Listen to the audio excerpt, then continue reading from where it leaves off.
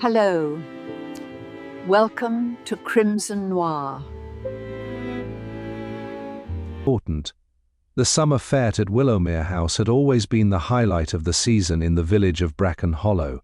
Every June, villagers crossed the winding lanes carrying baskets, cakes, raffle prizes, and enough gossip to sustain conversation for weeks afterward. Children ran between colourful stalls erected on the sprawling lawns, while elderly ladies compared roses and preserves beneath striped tents.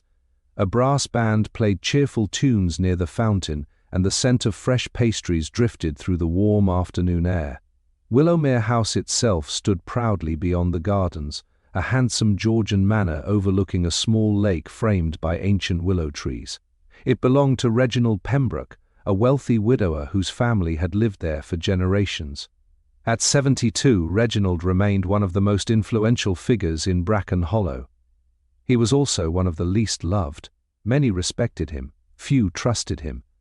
The distinction mattered more than most villagers admitted. Among the fete guests that afternoon was Miss Marple, who sat comfortably beneath a shaded pavilion with a cup of tea balanced delicately beside her.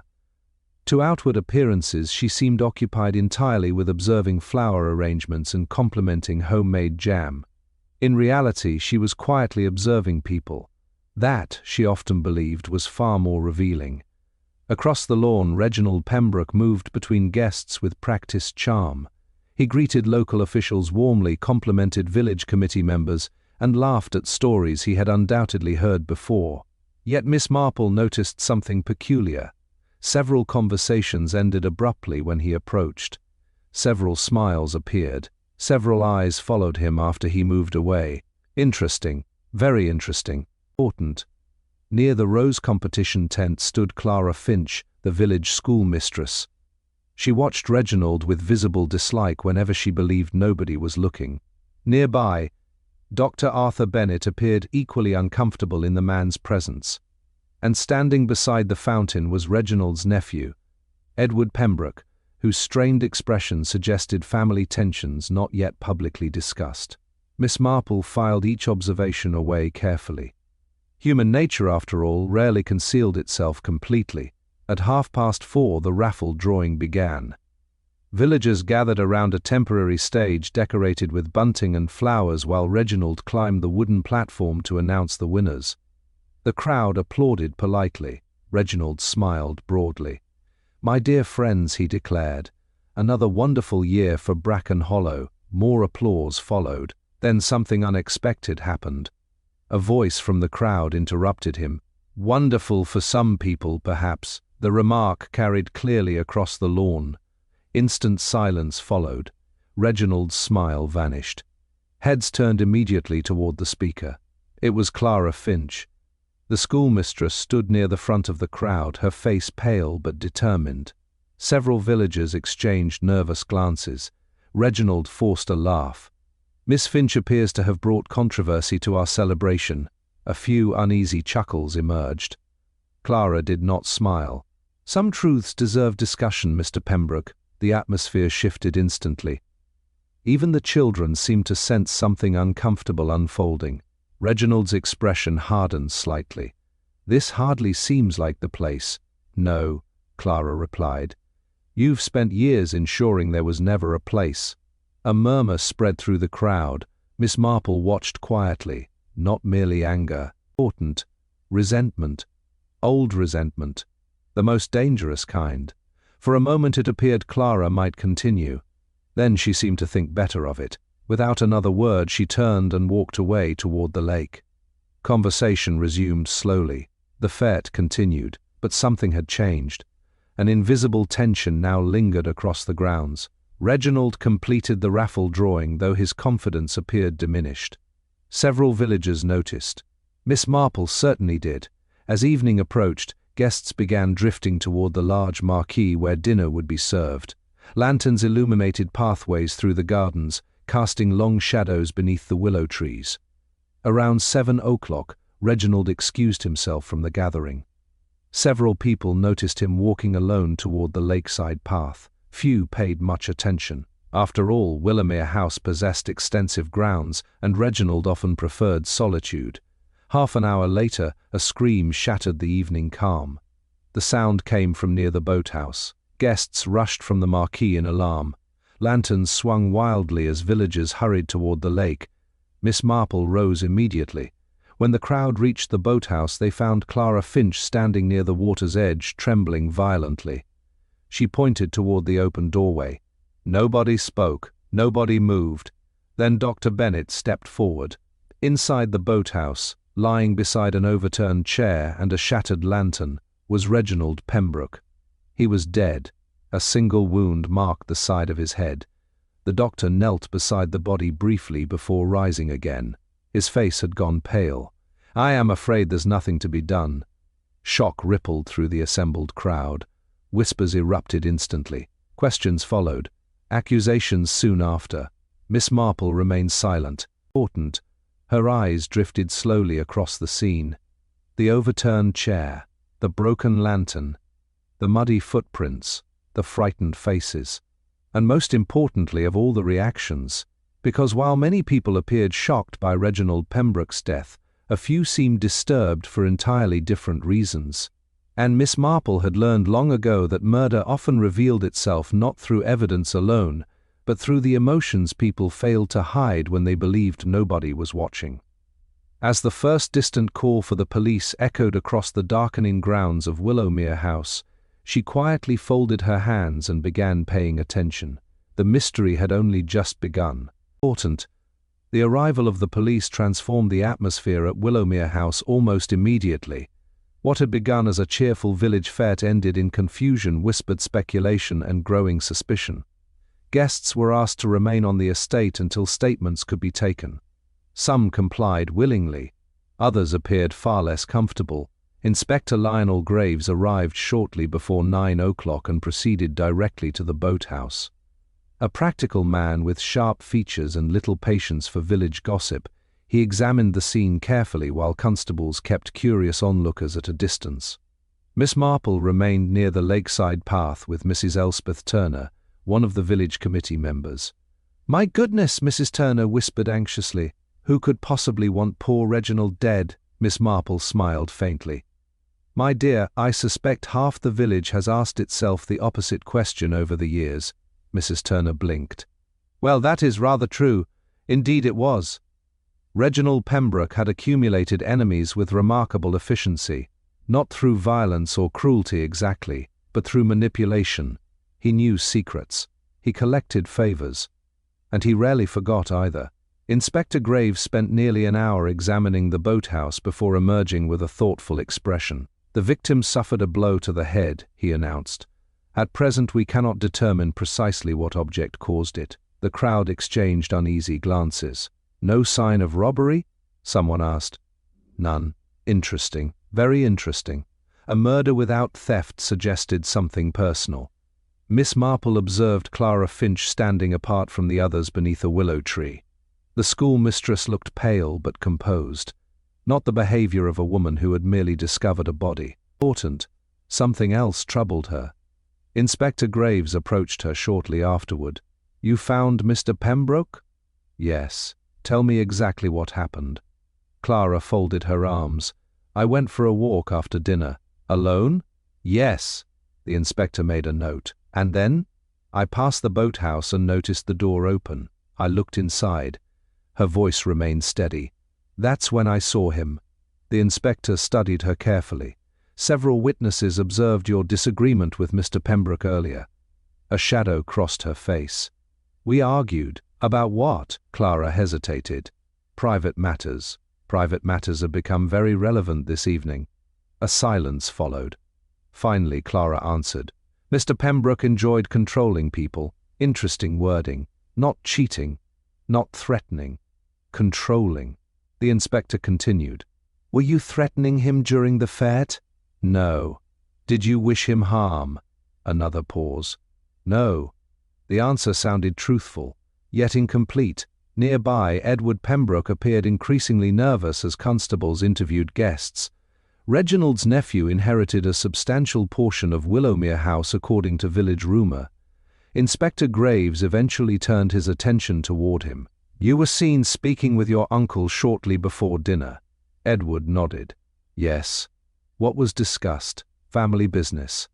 The inspector sighed faintly. Everyone seemed remarkably fond of vague answers.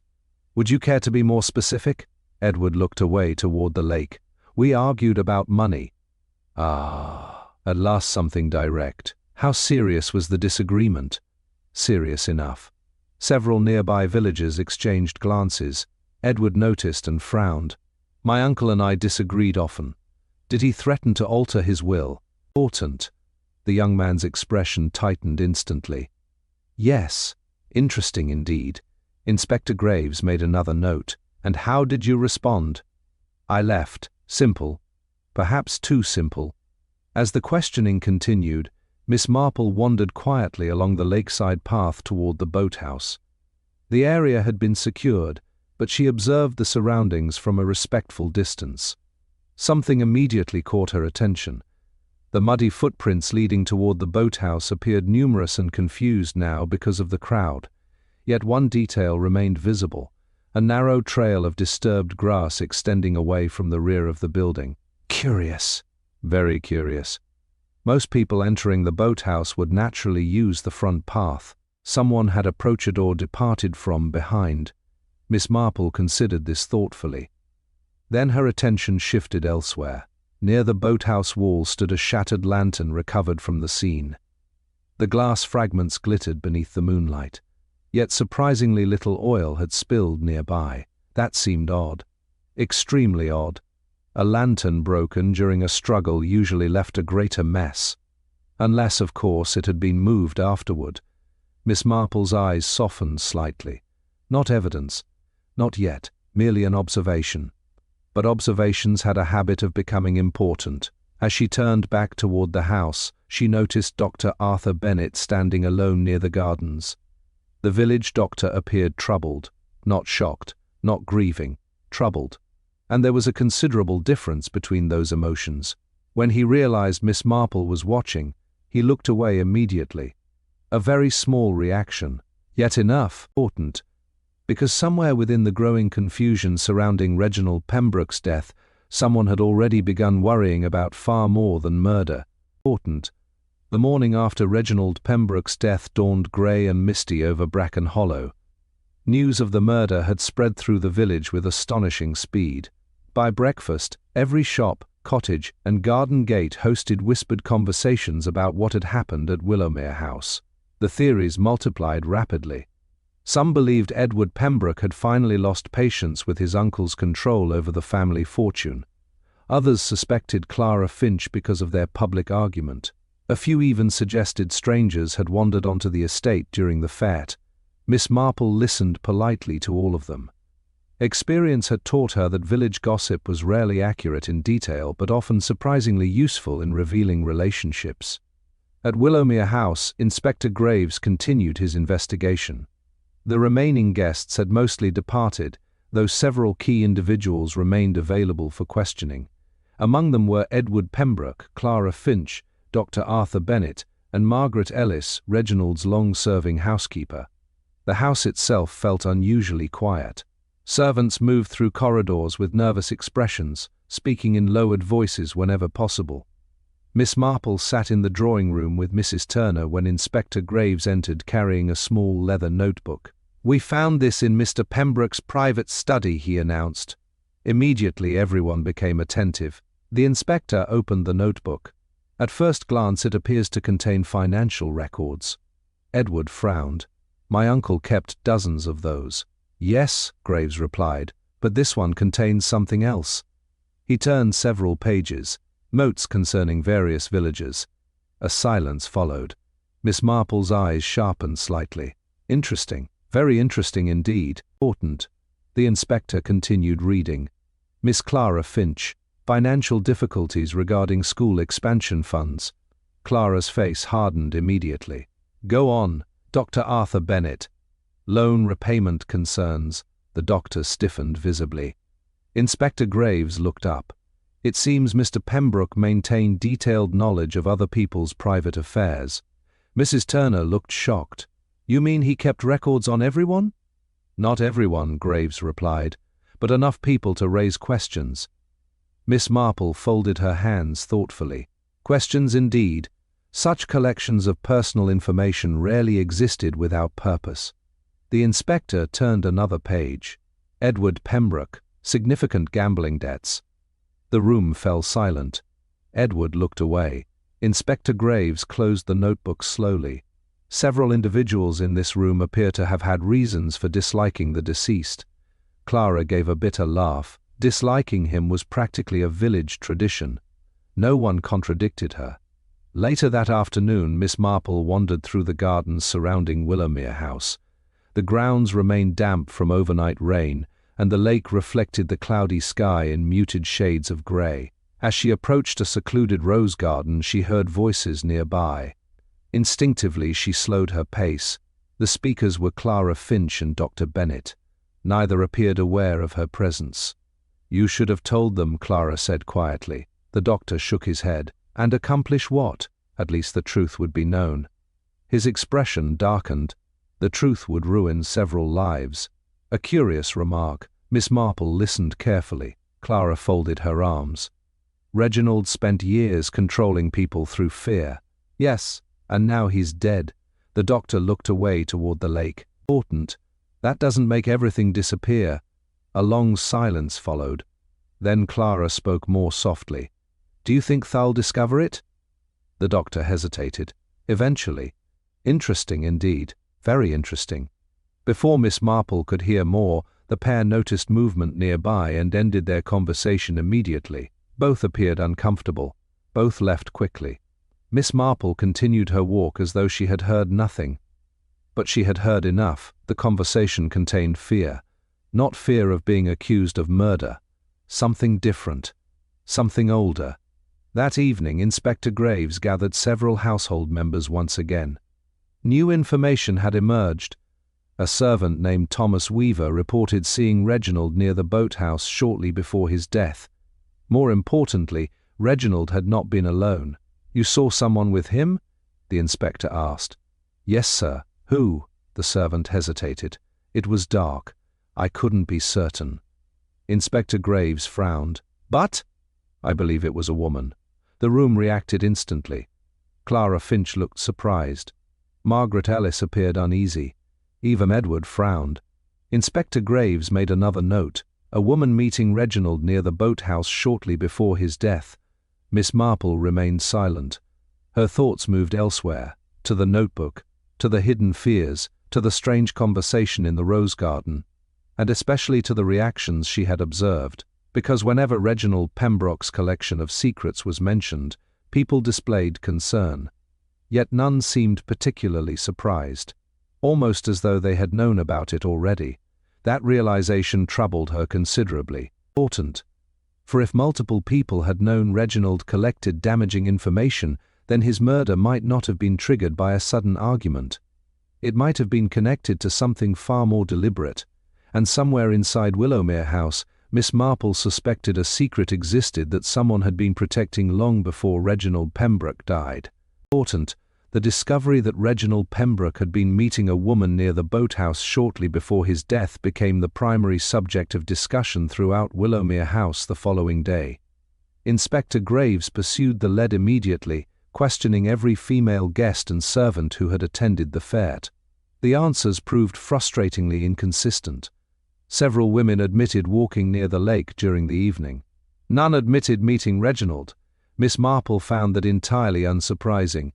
People rarely volunteered information that might invite suspicion, especially in murder investigations. Late that morning, Inspector Graves assembled Clara Finch, Margaret Ellis, and several servants in the library. "I'll ask again," he said firmly. "Did any of you arrange to meet Mr. Pembroke near the boathouse?" Nobody answered immediately. Margaret Ellis finally shook her head. "No." Clara did the same. Inspector Graves studied them carefully. Neither appeared entirely comfortable. Interesting. After the questioning concluded, Miss Marple wandered into the conservatory overlooking the gardens. Sunlight finally broke through the clouds, illuminating rows of flowering plants that Reginald had once taken great pride in displaying. There she encountered Margaret Ellis alone. The housekeeper had served the Pembroke family for nearly 25 years, long enough to know far more than she likely revealed. "My dear Mrs. Ellis," Miss Marple said pleasantly, "these roses are quite beautiful." Margaret smiled faintly. Mr. Pembroke loved appearances, an unusual choice of words. Miss Marple tilted her head slightly. "Appearances?" The housekeeper hesitated. "He liked everything looking respectable." "And was everything respectable?" Margaret looked away toward the gardens. "Important. Not always." Ah, there it was, a small crack in the carefully maintained surface. Miss Marple remained silent. People often continued speaking when not interrupted. Margaret sighed quietly. Mr. Pembroke believed secrets were useful things. Many people do, yes. The housekeeper's expression darkened. Until the secrets begin controlling them instead.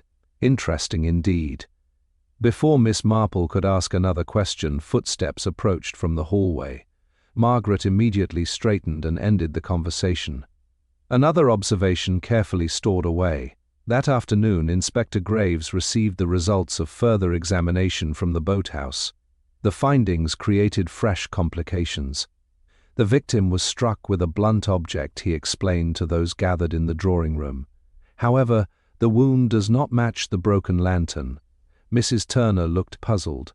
"I thought the lantern was part of the struggle." "So did I." The inspector folded his arms thoughtfully. Now I'm no longer convinced. Miss Marple nodded softly. She wasn't convinced either. The lantern had bothered her from the beginning. Its position, its damage, the lack of spilled oil. Something about it felt artificial, as though it existed to tell a particular story. Inspector Graves continued, "We believe the lantern was broken after Mr. Pembroke received the fatal injury." A murmur spread through the room. Edward Pembroke frowned, meaning the scene was altered? Possibly, a significant development. If the boathouse had been staged, then someone had remained there after Reginald's death. Someone calm enough to rearrange details. Miss Marple watched the reactions around the room carefully. Most appeared surprised. One did not. Dr. Arthur Bennett remained remarkably still. Important. Only a slight tightening around his eyes betrayed any emotion at all. Very interesting. Later that evening, Miss Marple took a quiet walk along the lakeside path. The estate had grown peaceful again, though the shadow of murder still lingered heavily over Willowmere House. As she approached the boathouse, her attention settled upon something she had overlooked earlier.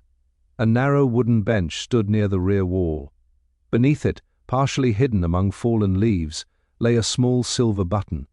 Miss Marple bent carefully and picked it up. The button was expensive, not from a servant's uniform, not from ordinary clothing. It appeared to belong to a gentleman's jacket. She turned it thoughtfully between her fingers. Curious, very curious indeed. At that moment she heard footsteps approaching behind her. It was Edward Pembroke. He stopped abruptly upon seeing her.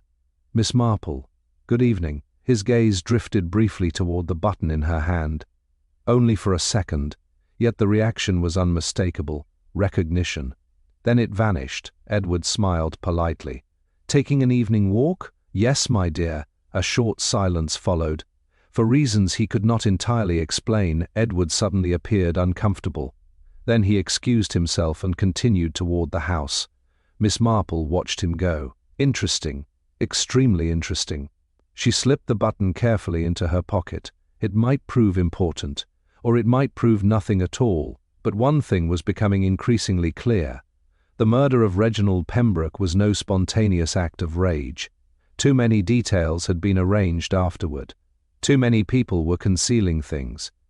And somewhere within that growing web of half-truths and hidden fears, someone had already begun making mistakes. Important. The investigation entered its 5th day with tensions at Willowmere House growing steadily worse.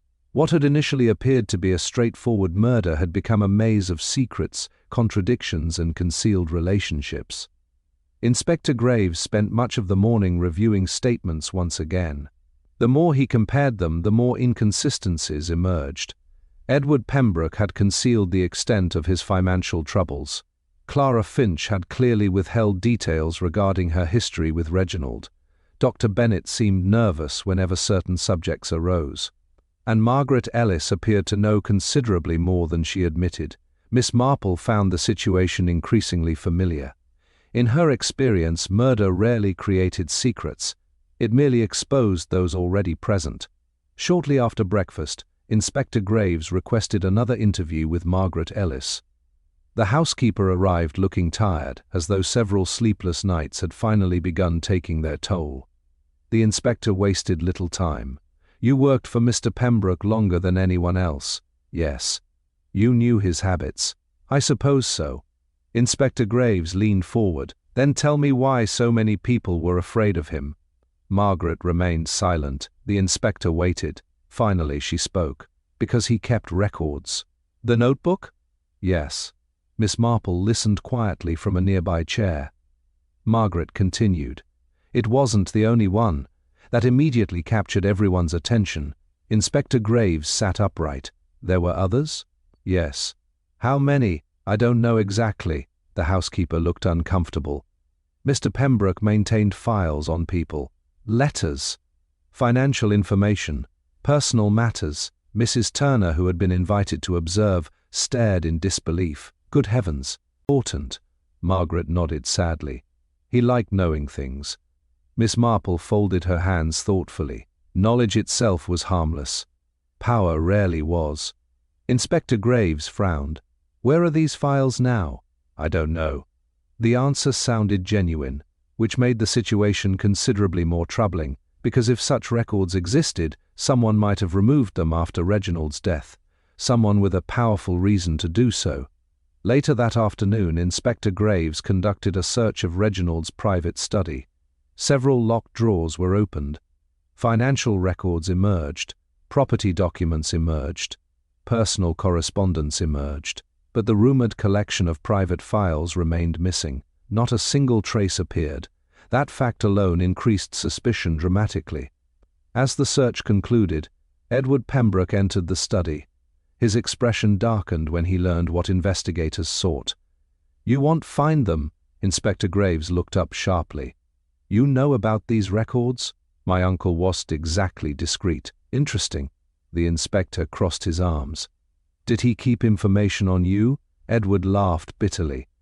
"Among others, what sort of information?" "My debts." The room grew quiet. Edward stared toward the window. "He reminded me of them whenever it suited him." Miss Marple observed him carefully. There was genuine resentment there.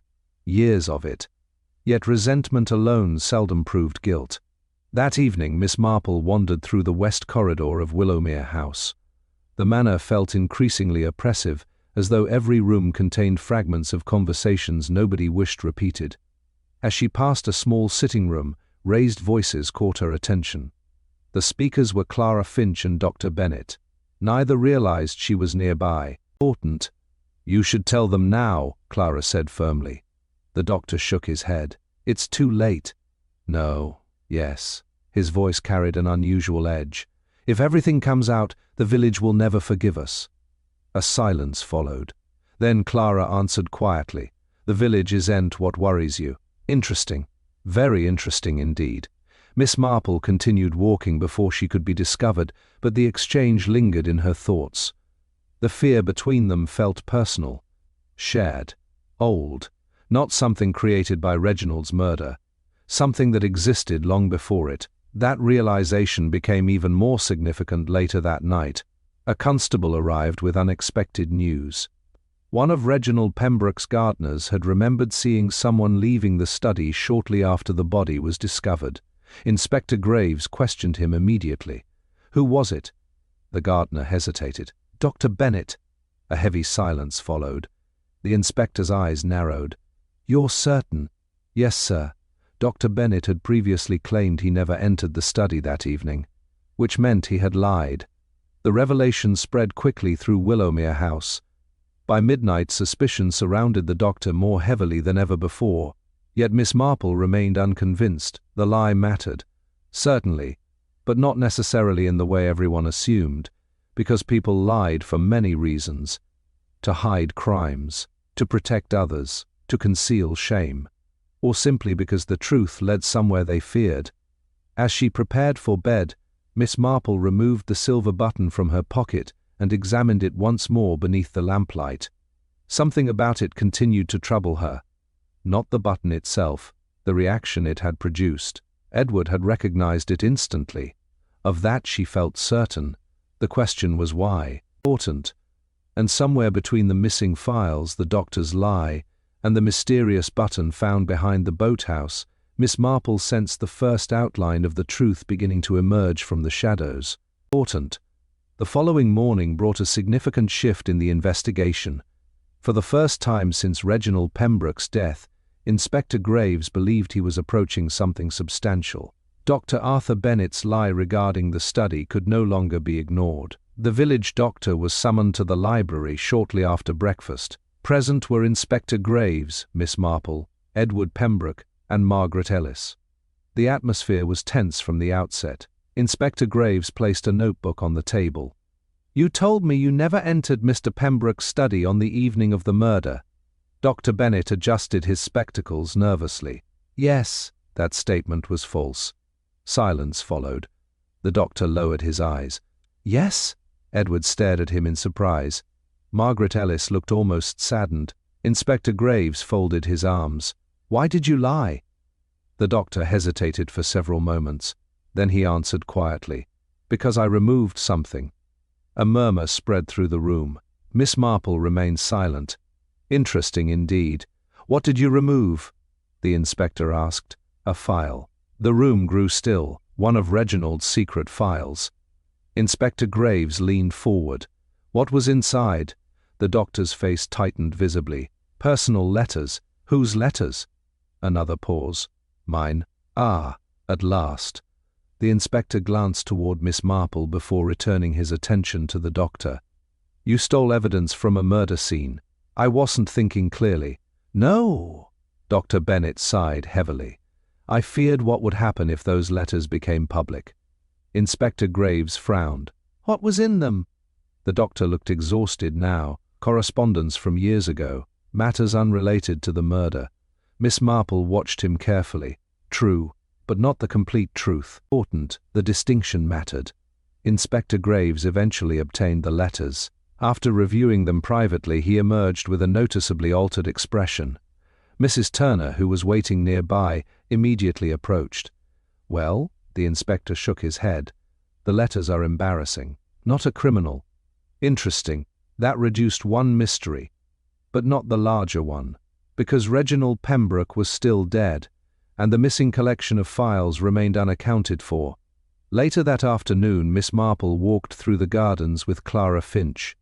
The schoolmistress appeared troubled, her thoughts clearly elsewhere. After several minutes, Clara spoke unexpectedly. "Do you believe Dr. Bennett killed him?" Miss Marple smiled gently. "My dear, belief is a dangerous thing in investigations." Clara gave a faint laugh. "That sounds like a polite way of avoiding the question." "Perhaps." They continued walking. Then Clara stopped beside a flower bed. "There are things about Reginald people don't understand." Miss Marple looked at her quietly. "Such as?" Clara hesitated. "He wasn't merely collecting secrets." "Interesting. Very interesting. What do you mean?" "He enjoyed controlling outcomes." Miss Marple waited. Clara folded her arms. "If two people argued, he encouraged it. If someone faced financial difficulty, he used it." Her expression darkened. "He treated people's lives like pieces on a chessboard." A revealing observation. Not hatred, understanding.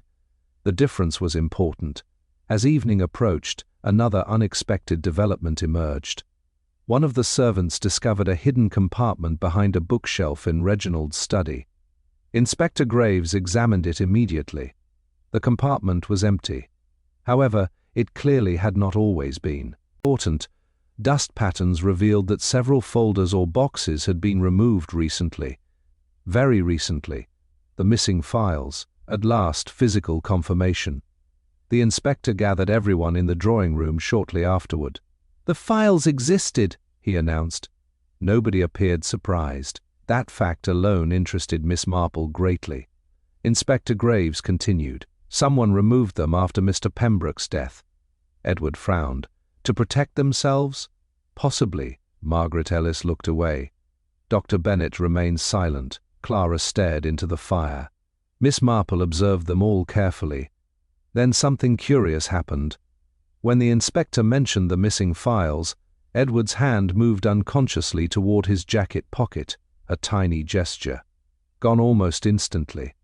Yet Miss Marple noticed, and suddenly the silver button returned to her thoughts, the one discovered behind the boathouse. The one Edward had recognized immediately. A pattern began forming. Not a complete picture, but enough. Later that night, Miss Marple sat alone near a window overlooking the moonlit lake. The boathouse stood dark and silent across the water. She reviewed everything carefully: the staged crime scene, the broken lantern, the hidden files, the doctor's lie, Edward's debts, and Reginald's habit of manipulating others. Then another realization occurred, one that troubled her considerably. Everyone kept focusing on the motive, on who hated Reginald most. But perhaps that was the wrong question entirely, because murder was not always committed by the person with the strongest reason to hate the victim. Sometimes it was committed by the person with the strongest reason to fear what the victim intended to do next. Important. And somewhere within Willowmere House, Miss Marple suspected that fear had already shaped far more of this case than anyone yet realized. Important. By the 7th day of the investigation, Bracken Hollow had become consumed by the murder of Reginald Pembroke. Conversations in shops, churchyards, and village lanes revolved entirely around Willowmere House and the growing list of secrets emerging from within its walls. Yet despite the rumors, Inspector Graves remained frustrated. Every new discovery seemed only to create additional questions. The missing files had vanished. The boathouse scene had clearly been altered. Several witnesses had lied. And still no one could explain precisely what had happened beside the lake on the night of the fete. That afternoon, Inspector Graves received another statement from a member of the household staff. The information immediately attracted his attention. The witness was Emily Carter, a young maid who had worked at Willowmere House for less than a year. She appeared nervous throughout the interview. "Take your time," the inspector said. Emily nodded. "I remembered something after hearing everyone talk about the missing files." "What was it?" The maid twisted her hands together anxiously. "The evening before the murder, Mr. Pembroke had an argument." Inspector Graves leaned forward. "With whom?" "Mr. Edward." "Interesting. Very interesting indeed." The inspector made a note. "What were they arguing about?" "I couldn't hear everything, but—" Emily swallowed nervously. "I heard Mr. Pembroke say that certain papers would change everything." A silence followed. Miss Marple, seated quietly nearby, looked up from her knitting. The inspector continued. "Did Mr. Edward reply?" "Yes." "What did he say?" Emily hesitated. "He said those papers should have been destroyed years ago." The room fell silent. That statement carried considerable weight. Important. After the maid departed, Inspector Graves immediately sought out Edward Pembroke. He found him walking alone through the gardens. The confrontation was direct. "You argued with your uncle about documents." Edward's expression hardened. "Apparently the servants have excellent hearing." "Answer the question." "Yes, we argued." "About what?" Edward looked toward the lake. "Family matters," the inspector sighed. "Everyone in this house seems fond of that phrase." Edward gave a faint smile. "Perhaps because it's true, not helpful." Inspector Graves stepped closer. "Did you know about the hidden files?" "Yes." "Did you remove them?" "No." The answer came instantly. Too instantly. Miss Marple, who had joined them moments earlier, noticed it at once. The inspector continued. "What papers were you discussing?" Edward remained silent. For several seconds neither man spoke. Then Edward finally answered. "Documents relating to my father." "Interesting." Edward's father had died nearly 15 years earlier. Miss Marple stored the information carefully. Old family matters had a remarkable tendency to remain dangerous. Later that evening, Miss Marple visited the village tea room with Mrs. Turner. The establishment buzzed with speculation as villagers exchanged theories regarding the murder. One particular conversation caught her attention. An elderly resident named Mrs. Harcourt mentioned something seemingly insignificant. "Reginald always favored one nephew over the other," she remarked. Mrs. Turner frowned. One nephew? Yes. Before Edward there was his older brother, James. Miss Marple looked up immediately. Interesting. Very interesting indeed. What happened to him? She asked gently. Mrs. Harcourt lowered her voice. Important. He left the village years ago after some family disagreement. The detail lingered in Miss Marple's thoughts. Another forgotten branch of the family tree. Another possible source of old resentments.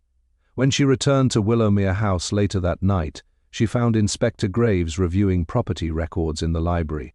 "I've discovered something curious," he announced. Miss Marple sat opposite him. The inspector opened a folder. Several months before his death, Reginald amended portions of his estate plans.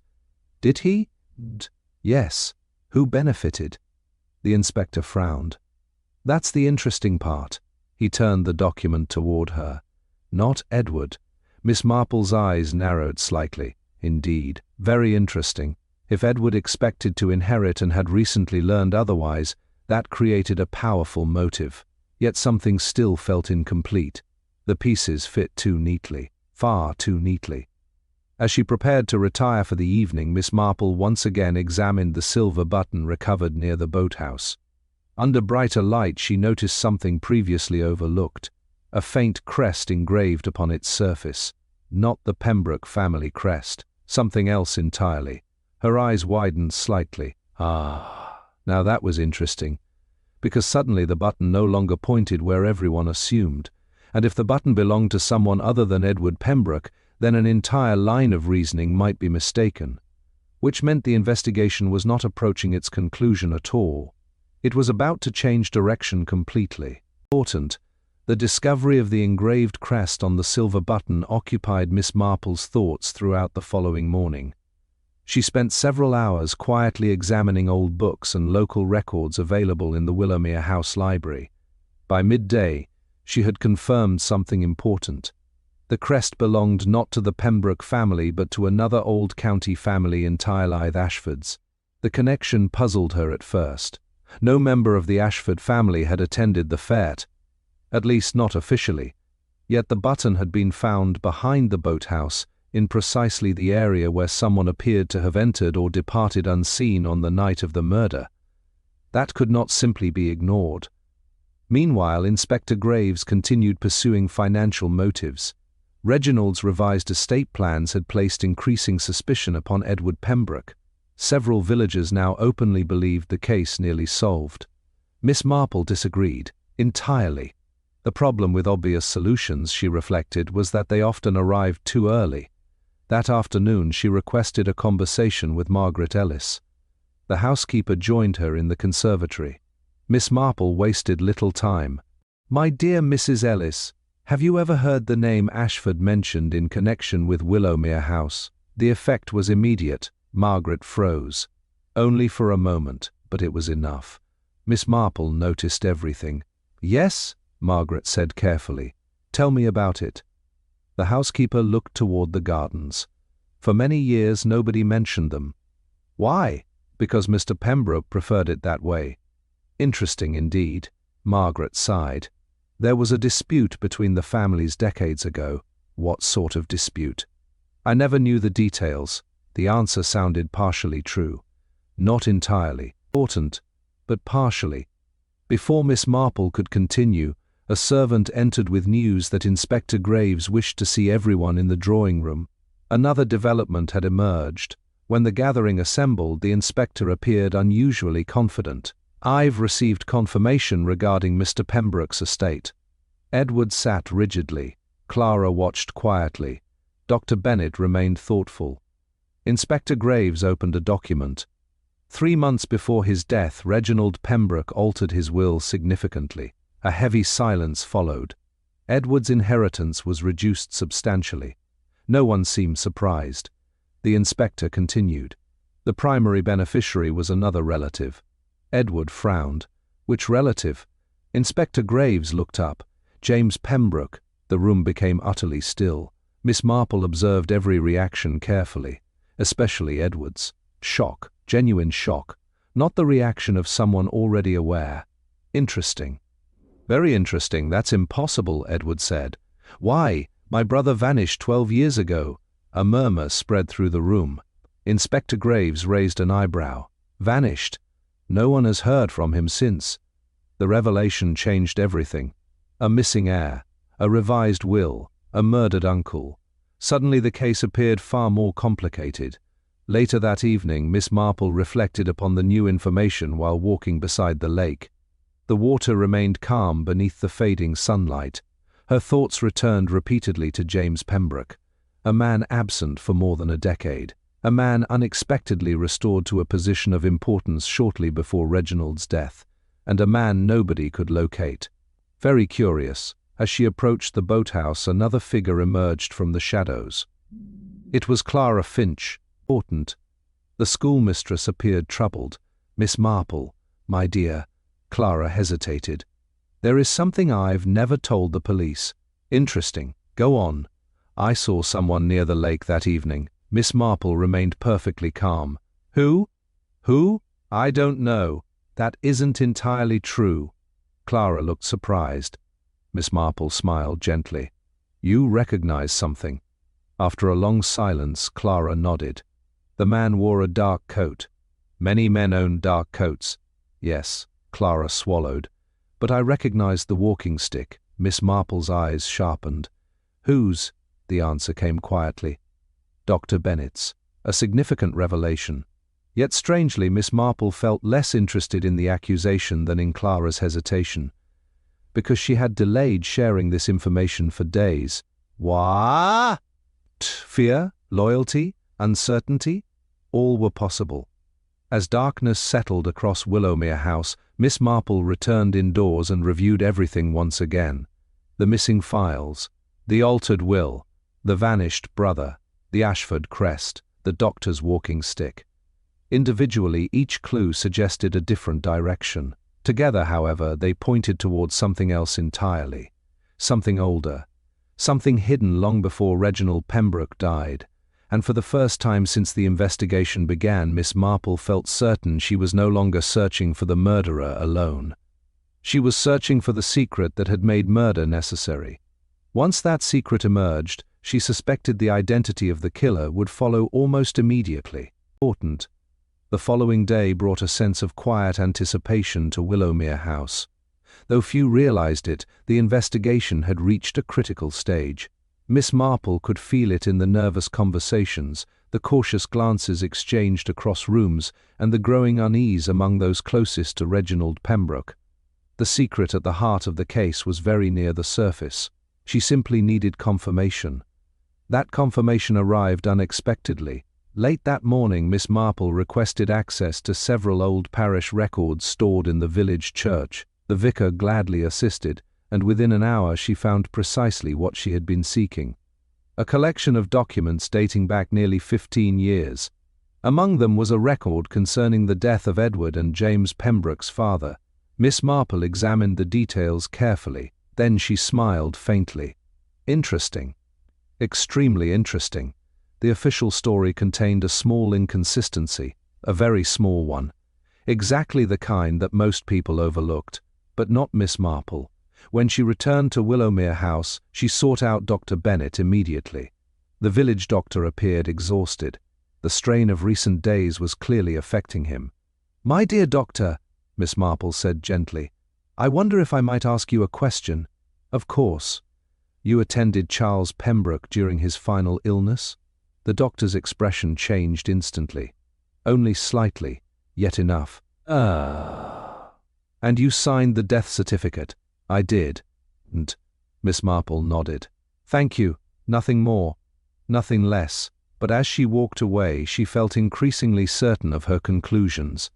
That evening, she asked Inspector Graves to gather everyone in the drawing room after dinner. The request surprised him. "You believe you've discovered something?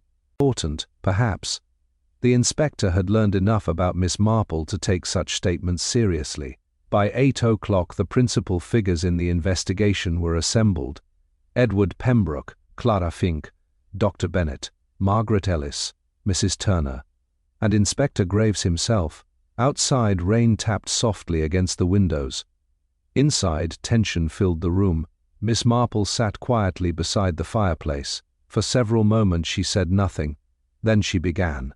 It seems to me that we have all spent rather a great deal of time examining motives. The room remained silent. We considered financial difficulties, family disputes, missing files. She folded her hands. All important matters. Inspector Graves nodded. But, Miss Marple smiled gently, but motives are only useful when we understand what people truly fear. Edward shifted uneasily. Dr. Bennet stared at the floor. Miss Marple continued. Reginald Pembroke collected secrets because secrets gave him power. No one argued. He possessed information capable of damaging multiple lives. That's hardly news, Edward muttered. No, Miss Marple agreed. It is not. She looked directly at Dr. Bennet, but one secret mattered far more than the others. The doctor closed his eyes briefly. A reaction few noticed. Miss Marple did. Years ago, she continued, something occurred within the Pembroke family that was never fully explained. Margaret Ellis lowered her head. Edward frowned. What are you talking about? Miss Marple did not answer immediately. Instead, she turned toward the housekeeper. Mrs. Ellis has known me for many years. Margaret's face grew pale. The room became very still. Inspector Graves looked sharply between them. Knew what? The housekeeper remained silent. Miss Marple spoke softly. Important. The truth about James Pembroke. Edward stared. My brother? Yes. A heavy silence followed. The rain outside seemed louder now. James did not simply disappear. Dr. Bennet suddenly stood. Miss Marple, she raised her hand gently. The doctor fell silent. Interesting indeed. Very interesting. Miss Marple looked around the room. The disappearance of James Pembroke, the altered will, the missing files and Reginald's murder are all connected. Edward looked bewildered. Inspector Graves leaned forward. Connected how? Miss Marple smiled faintly. That, Inspector, is the final piece. The room waited. Nobody spoke. Nobody moved. At last Miss Marple rose slowly from her chair. Her eyes settled upon one particular face, a face that had remained calm throughout much of the investigation, perhaps too calm, and in that moment she saw it, the smallest change, a flicker of fear, gone almost instantly, but enough, more than enough, because after days of observation, conversations, contradictions, and concealed emotions, Miss Marple finally knew exactly who had killed Reginald Pembroke. The challenge now was proving it, and she intended to do so very soon. Important. The following evening, at Miss Marple's request, everyone connected to the case gathered once more in the drawing room of Willowmere House. Rain clouds had cleared, leaving the manor wrapped in a calm silence that felt strangely appropriate after days of tension and suspicion. Inspector Graves stood beside the fireplace. Edward Pembroke sat rigidly near the window.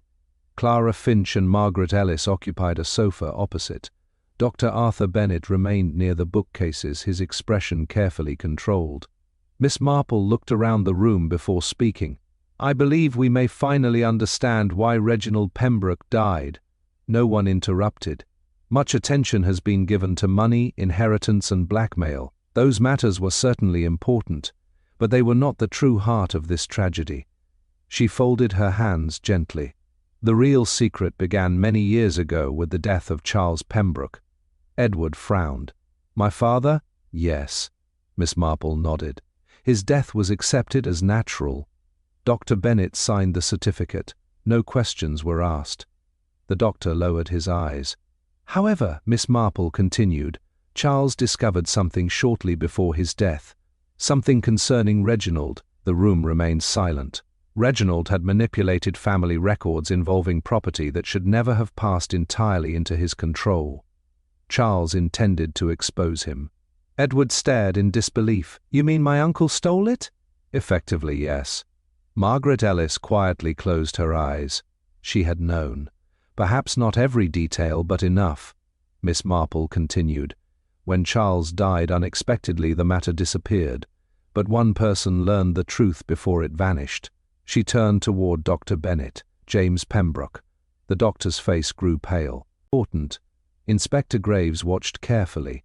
Miss Marple spoke softly. James confronted Reginald. The argument was severe. Shortly afterward, James left the village. Edward shook his head. No, he vanished. Not exactly. Miss Marple's gaze remained fixed on the doctor. James came to Dr. Bennet for help. A heavy silence filled the room. The doctor finally spoke. Yes. The single word seemed to echo through the room. Edward stared at him. You knew where he was? For years. Dr. Bennet's voice sounded tired. James wanted nothing more to do with the family. He changed his name and started a new life elsewhere. Inspector Graves stepped forward. You concealed this information? Yes. Why? Because I promised him. Miss Marple nodded. That promise eventually became dangerous. The doctor closed his eyes briefly. Yes. Everything was falling into place now. Months ago, Miss Marple continued, Reginald located James and amended his will. He intended to restore him as principal heir. Edward sank back into his chair. He found him. Yes. Miss Marple paused. And Reginald placed evidence of everything inside his private files. Inspector Graves looked toward the doctor. The missing files. Dr. Bennet nodded slowly. I took them. A murmur spread through the room. I removed them after finding Reginald's body. I was trying to protect James. But you didn't kill Reginald, Miss Marple said. No. The answer came immediately. Truthfully, Inspector Graves frowned. Then who did? Miss Marple turned slowly toward Margaret Ellis. The housekeeper's face had become utterly pale. For several moments nobody spoke. Then Margaret whispered, I never meant to kill him.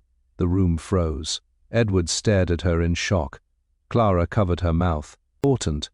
Inspector Graves stepped forward carefully. Margaret's shoulders trembled. For 25 years I watched him ruin lives, she said quietly. Charles, James, others. Tears filled her eyes.